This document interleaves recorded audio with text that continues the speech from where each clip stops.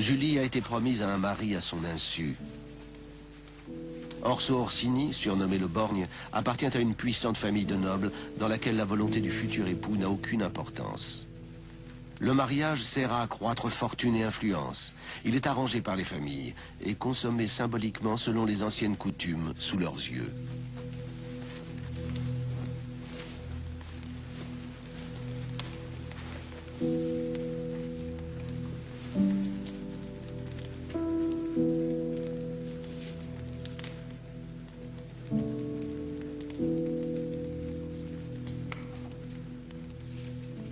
Le mariage de Julie est célébré dans le palais du protecteur d'Orso Orsini, le cardinal Rodrigo Borgia. C'est lui qui a arrangé le mariage.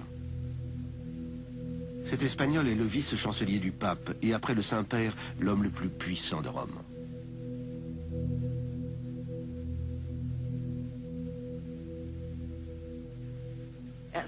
C'était une vraie personnalité et un très bel homme compte tenu des canons de l'époque. Il avait beaucoup de charme. On ne retrouve pas souvent ces deux qualités, la beauté et l'intelligence chez un homme. Mais lui, il avait les deux.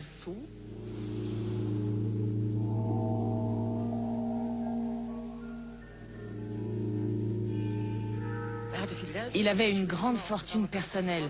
Il avait d'excellentes relations car c'était un diplomate très habile. Il faisait partie de cette minorité de cardinaux qui excellait dans l'art de construire des liens amicaux avec les autres grandes familles. Il était en bon terme avec les membres de la noblesse de Rome, ce qui n'était pas le cas pour tous.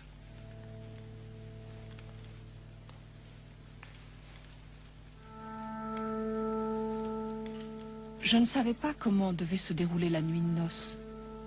Mon époux semblait tout aussi hésitant. Seul le cardinal Borgia savait exactement ce qu'il voulait.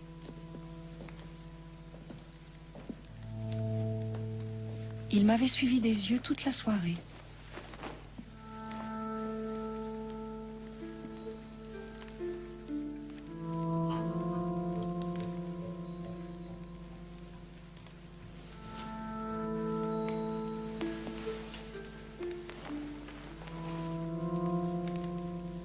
Le cardinal me fait peur.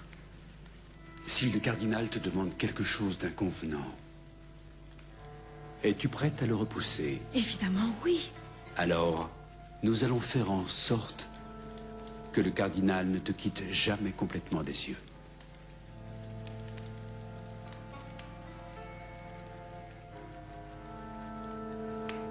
Alexandre, le frère de Julie, remarque bientôt que le cardinal Borgia désire passionnément la jeune mariée.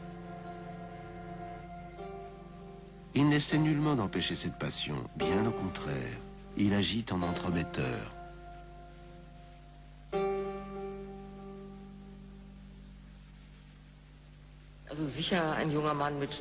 C'était sans aucun doute un jeune homme peu scrupuleux et dont le parcours n'était pas sans ombre.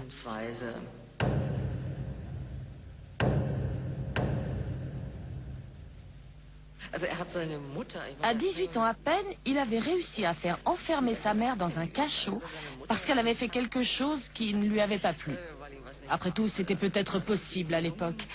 Son geste a néanmoins été puni. À son tour, il a été enfermé pendant un certain temps dans le château Saint-Ange. Même les tribunaux de Rome pensaient qu'il avait été un peu trop loin. Le château Saint-Ange est à la fois la somptueuse résidence des papes et la plus redoutée des geôles de la péninsule.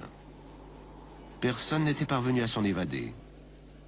Mais Alexandre réussit une évasion spectaculaire en franchissant les hauts murs extérieurs avec des cordes. Cet exploit en fait l'une des personnalités les plus admirées de toute l'Italie.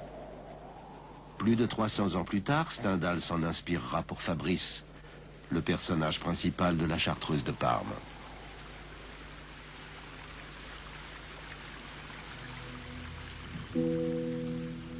Mais l'ambition d'Alexandre Farnèse va bien plus loin.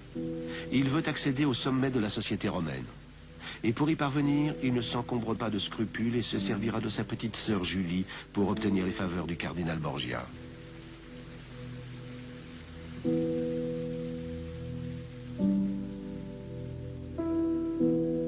Mais une femme exceptionnelle et sûre d'elle-même l'empêche encore d'exécuter ce plan.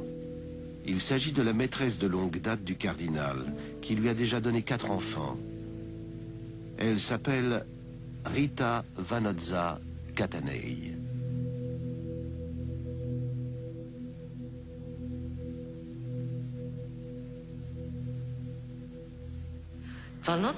Quand Rita Vanozza rencontre Rodrigo Borgia, elle n'est plus de la première jeunesse. Le cardinal est donc un homme au goût varié qui ne s'intéresse pas seulement aux très jeunes femmes. Elle devait avoir une trentaine d'années, un âge canonique pour l'époque. Elle n'est donc plus très jeune. Cela correspond à l'âge de 60 ans, à en juger par le roman de Balzac, La femme de 30 ans. Rita est une femme très mûre. Il est évident que le pape a beaucoup d'affection pour elle, car ils ont partagé une vie de famille, en quelque sorte. Au début, je trouvais cela étrange que le cardinal Borgia recherche toujours ma compagnie. Il avait déjà Vanozza, et moi j'avais un mari. Mais avec le temps, j'ai trouvé plaisir à ses regards. Et j'étais triste quand il ne faisait pas attention à moi.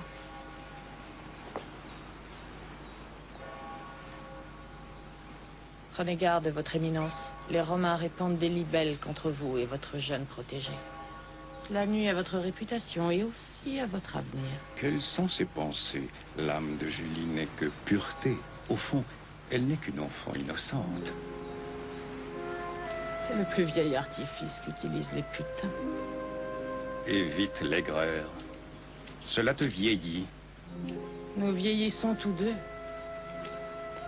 En voyant Vanozza lutter contre le poids des ans, j'ai décidé de tout accepter aussi longtemps qu'on me le donnerait.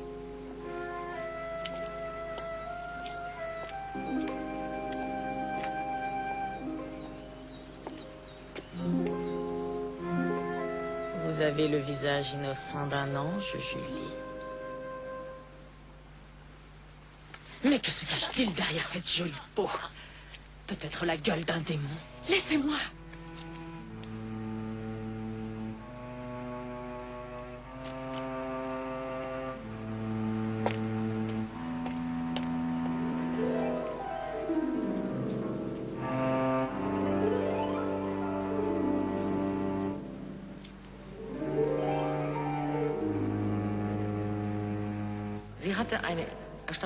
Elle est d'excellente éducation.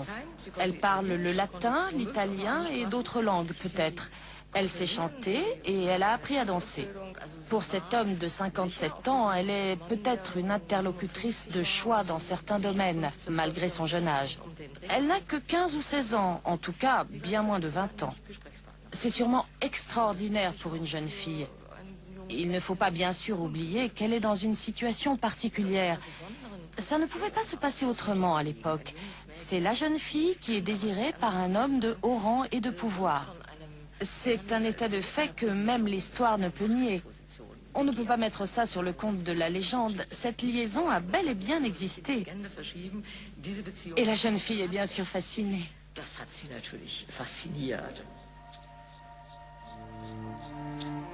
Jamais dans l'histoire, la respectabilité n'a eu si peu d'attrait et le péché n'a été aussi attirant. Julie prend plaisir au rôle de maîtresse que son frère lui a trouvé. Un an après le début de sa liaison avec le cardinal Borgia, Julie met au monde une fille. Mais quelques mois plus tard, un événement va tout changer. Le conclave des cardinaux fait monter Rodrigo Borgia sur le trône de Saint-Pierre.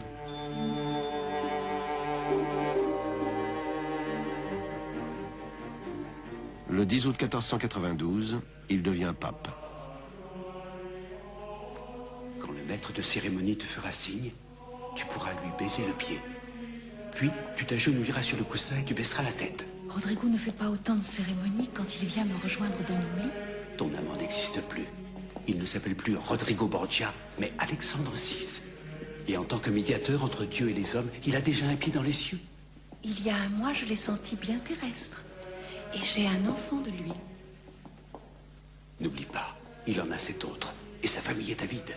Venu des coins les plus reculés, déjà, il se presse à Rome. Il en est même que le Saint-Père connaît à peine. 10 papautés ne suffiraient pas à satisfaire l'appétit de ces suceurs de sang. Il a plu au Seigneur de m'appeler à occuper le siège de Saint-Pierre. Ce n'est pas seulement comme berger spirituel que je prendrai soin de mon troupeau, mais aussi en vertu de la terrestre puissance que m'a confiée le Seigneur. J'accorderai une audience le second jour de chaque semaine pour que chacun puisse me faire part des prières et des doléances de la ville.